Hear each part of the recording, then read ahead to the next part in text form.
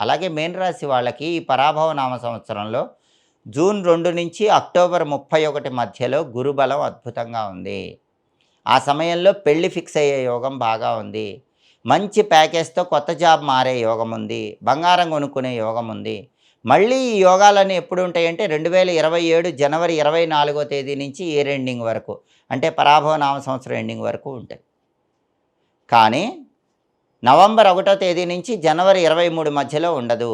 June 2 లోపు కూడా గురుబలం ఉండదు. జూన్ 2 లోపు గురుబలం లేదు. నవంబర్ 1 నుంచి జనవరి 23 వరకు కూడా గురుబలం లేదు. ఈ సమయంలో గురుబలం రావాలంటే మీనరాశి వాళ్ళు గురువారాలు నానబెట్టిన శనగల్లో కొద్దిగా పసుపు కలిపి ఆవుకు పెట్టడం, లేదా కేజింబావు శనగలు పసుపు వస్త్రంలో కట్టి బ్రాహ్మణుడికి దానం ఇచ్చుకోవడం చేయండి. గురువారం సాయంకాలం శివాలయానికి వెళ్ళి దర్శనం చేసుకొని ప్రదక్షిణలు చేయండి. అప్పుడు ఈ సమయాల్లో కూడా గురుబలం పెరుగుతుంది. పరాభవ నామ సంవత్సరం మొత్తం మీనరాశి వాళ్ళు అదృష్టాన్ని, ఐశ్వర్యాన్ని సిద్ధింపజేసుకోవచ్చు.